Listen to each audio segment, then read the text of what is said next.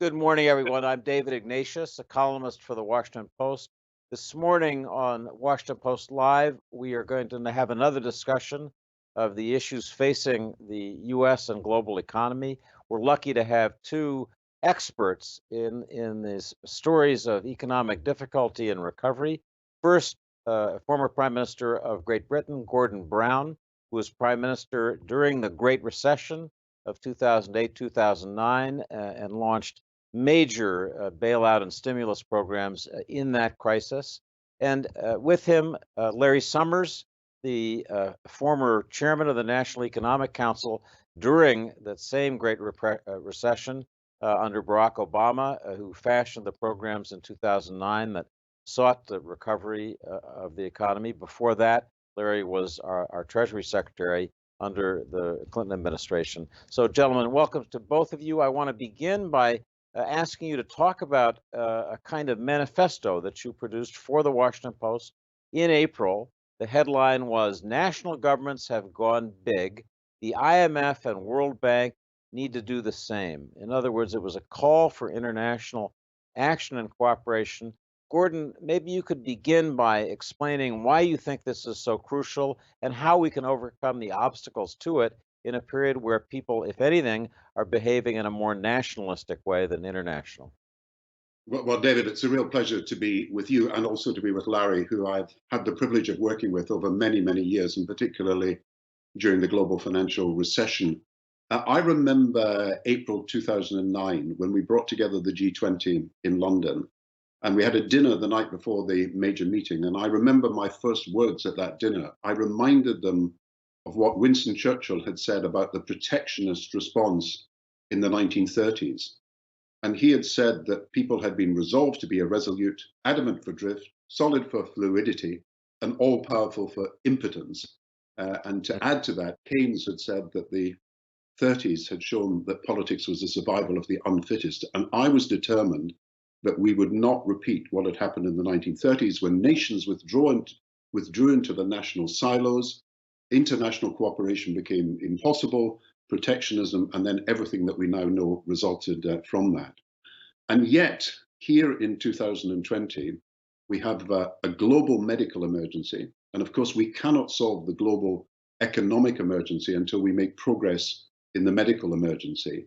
But we do not have either in health cooperation or in economic cooperation the level of collaboration that is essential if we're going to either solve the problem of vaccines and the capacity to deliver medical equipment, but also the problems that we face in the economy being resolved. And so we are at the point at which we are dealing with rescue.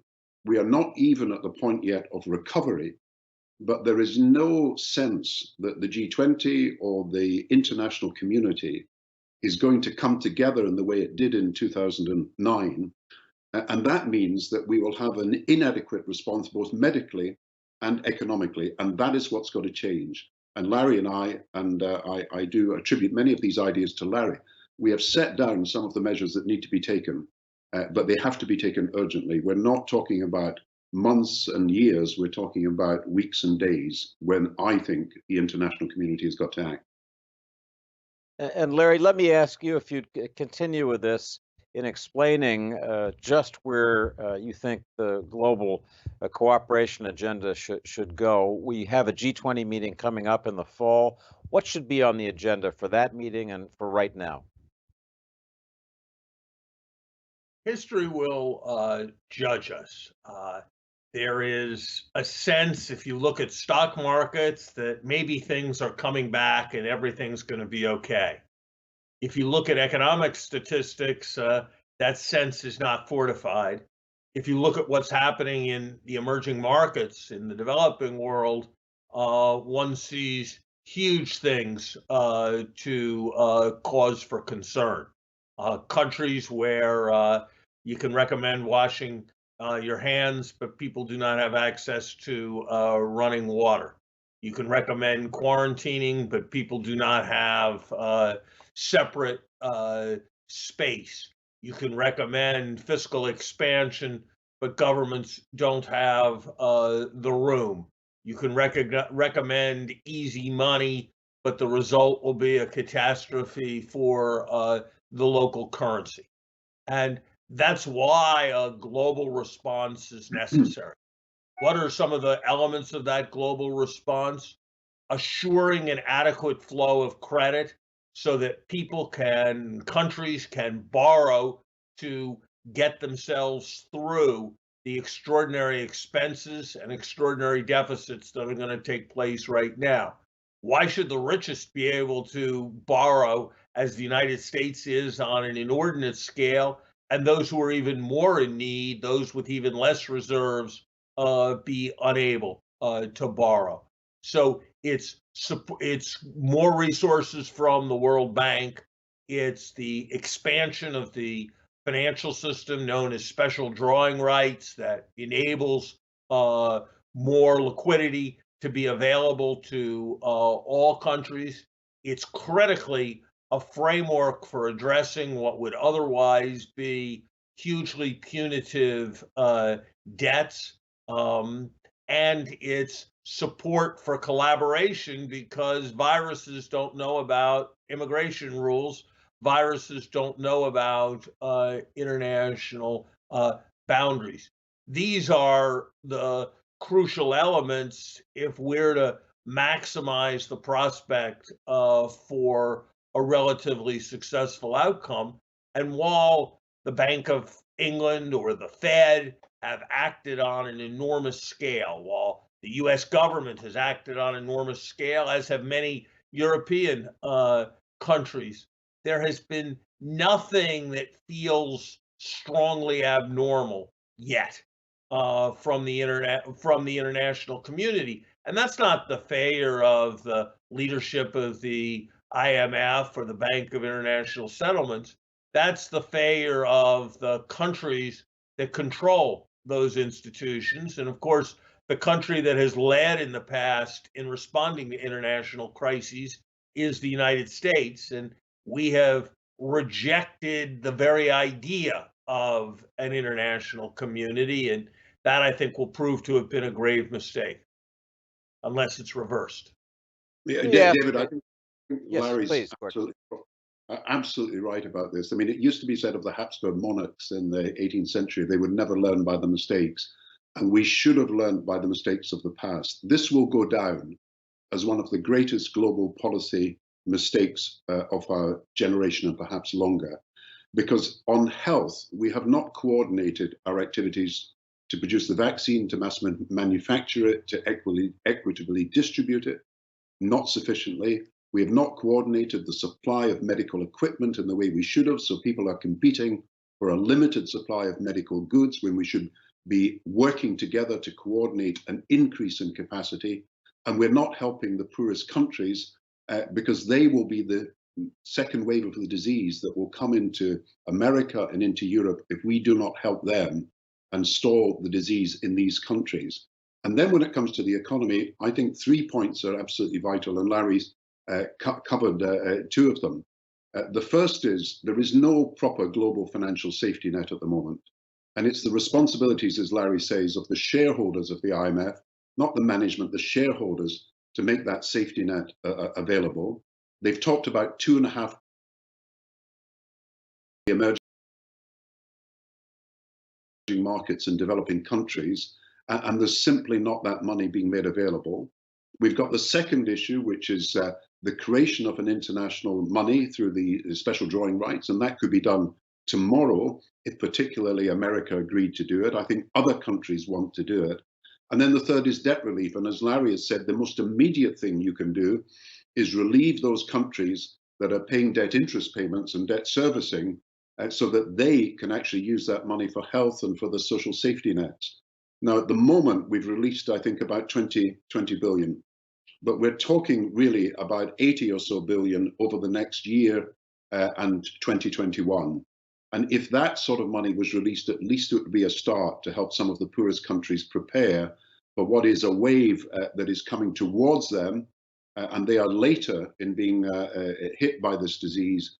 But as you can see, the numbers of disease carriers around the world is still increasing every day. It may be falling in some countries, particularly in Europe and America, but it is rising still in the rest of the world, and we've got to do something about that. Let me, if I could just add one point. This is not a moral, primarily or only a moral issue of doing right by poor people in poor countries. This is forward defense of our national security interests, forward defense of our national security interest in prosperity at a time when the emerging markets now represent more than half of the global economy, forward defense of our national security in terms of health, where second waves will inevitably make their way to our shores and affect our citizens, and forward defense of our security interests in terms of avoiding the kind of populist authoritarian political wave that history shows can do so much damage. People may think that it's only in it's only what's happening in our countries that we should focus on. There was a time a little more than a century ago when many people thought the Balkans were a long way away. That proved to be a cataclysmic error. And focusing only at home will be a moral error, yes, but a fundamental national security error as well for the countries of the industrialized world.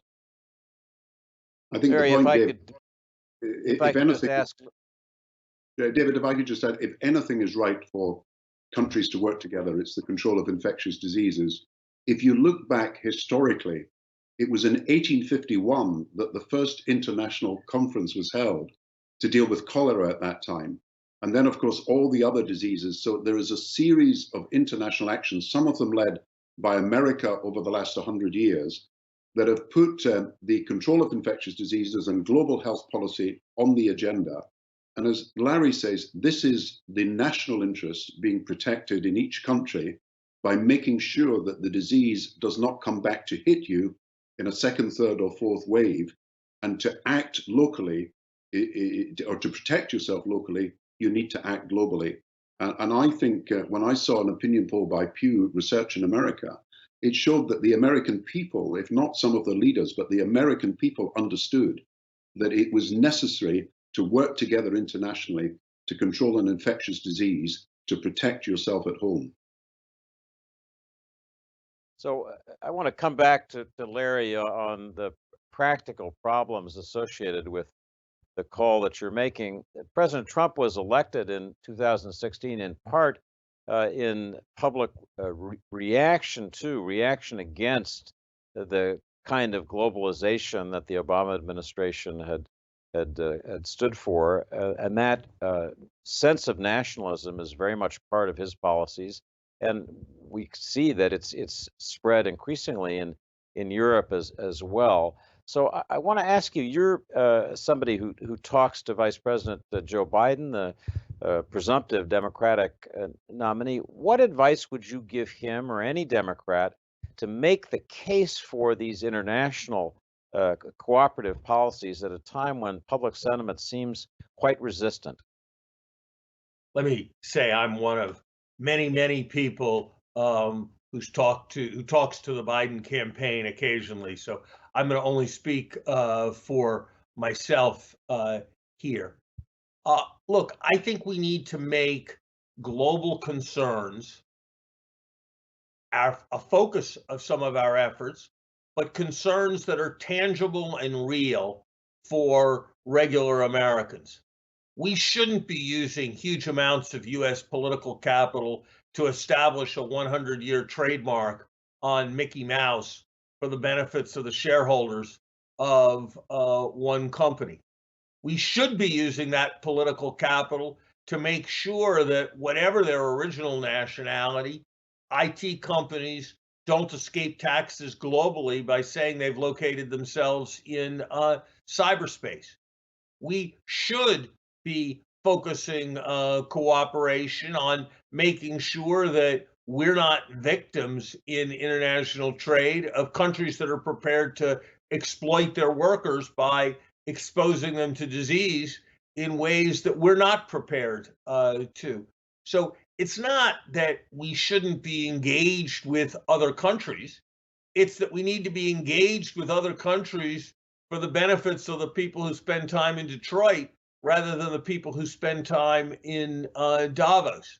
And I think there was a tendency over many, many years in the United States to allow the issues around globalization to be the concerns of Americans who took their vacations in Tuscany rather than Americans who took their vacations in Tennessee. And if we can anchor the case for internationalism in middle class interests, I think we can build the kind of strong support that American leadership has had in the past. But if it's so banks can have branches, so pharma can have patents, and technology companies can have tax avoidance, it's not going to work. Gordon, if I could ask you another of the difficult questions associated with this.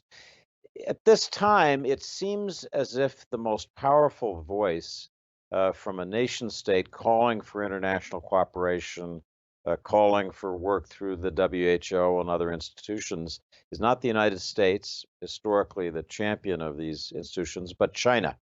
And I want to ask you whether you think this may be China's moment to be the advocate of the kind of international cooperation that you and Larry have talked about. And if so, what are the dangers of that? I think people are always going to look to America in the immediate future, in the next 10, 20, 30 years. They're going to look to America to take a lead in global cooperation.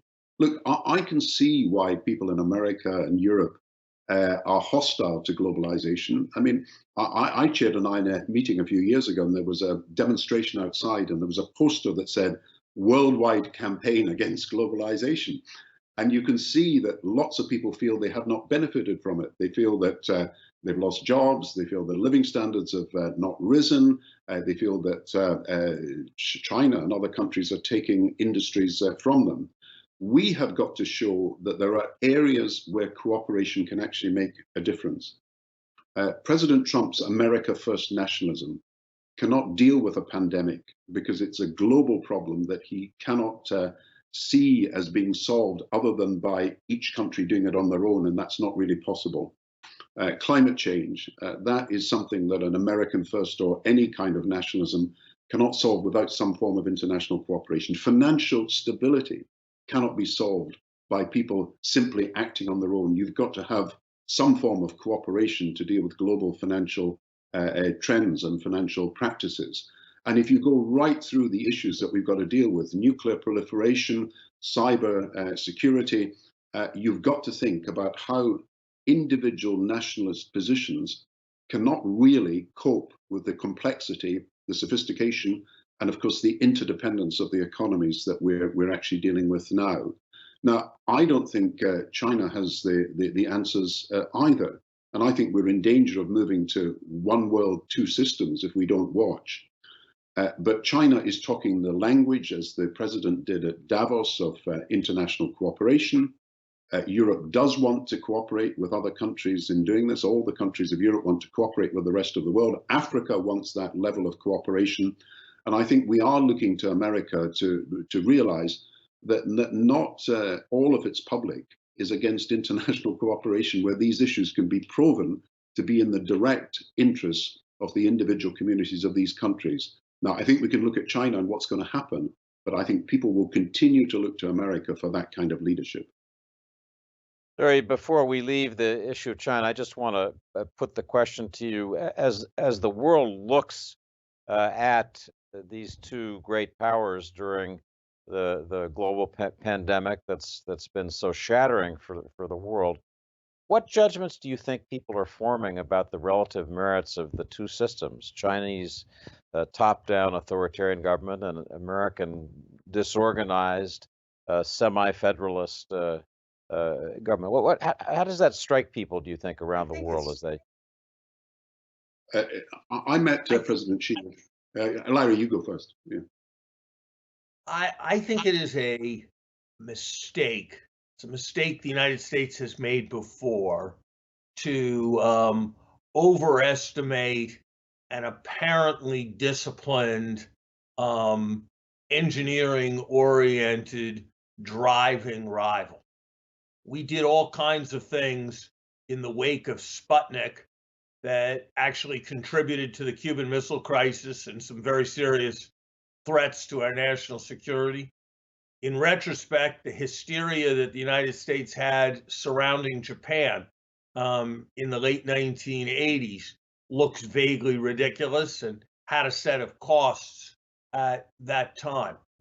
I don't think we can minimize the Chinese threat, which, unlike Japan or Russia, is in both the economic and the security realm.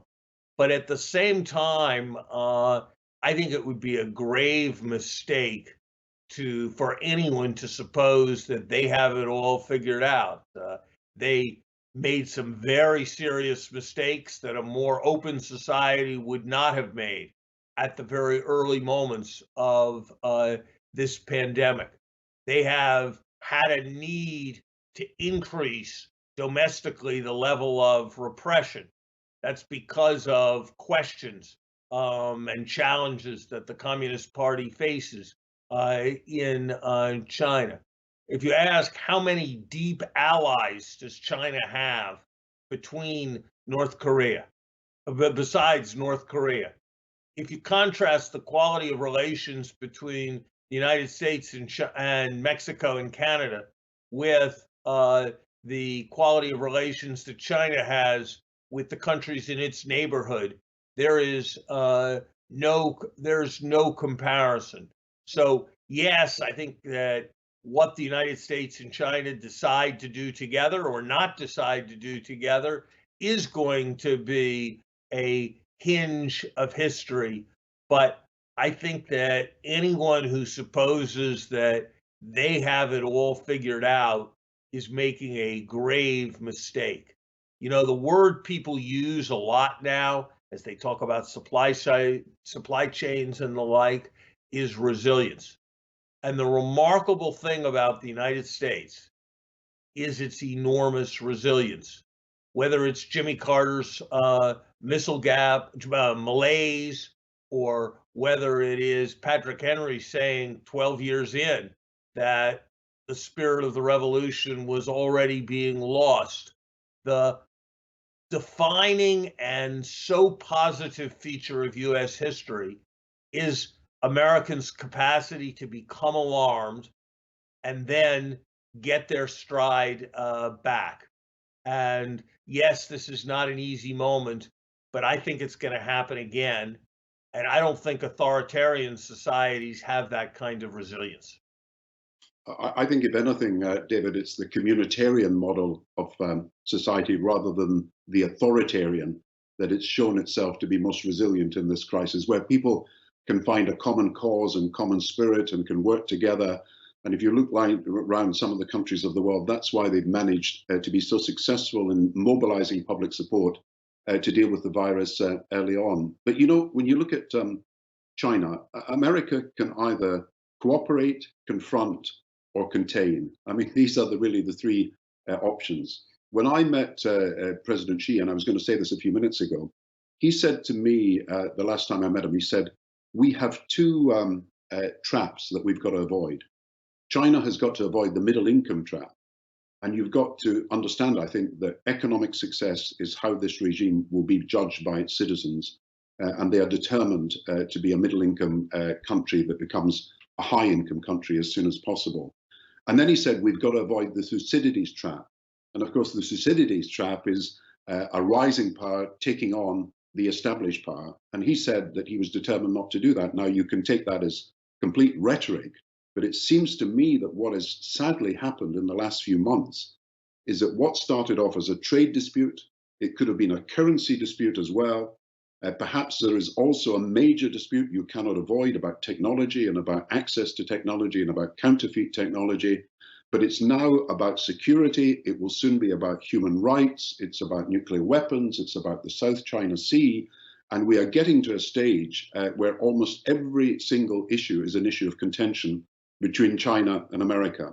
And it seems to me that it depends on good leadership to try to diffuse some of these issues, to get back to the heart of the problems that divide the two countries and see what can be done. And the alternative, as I said earlier on, is if we do nothing, we will end up with one world, two systems, even a splinter net, as Larry talked about previously. And we have got to try to do something about avoiding this one world, two systems, which seems to me to be one of the most likely outcomes of the tensions between these two countries. So, gentlemen, we have less than 4 minutes left. I want to close and just ask you for very brief comments.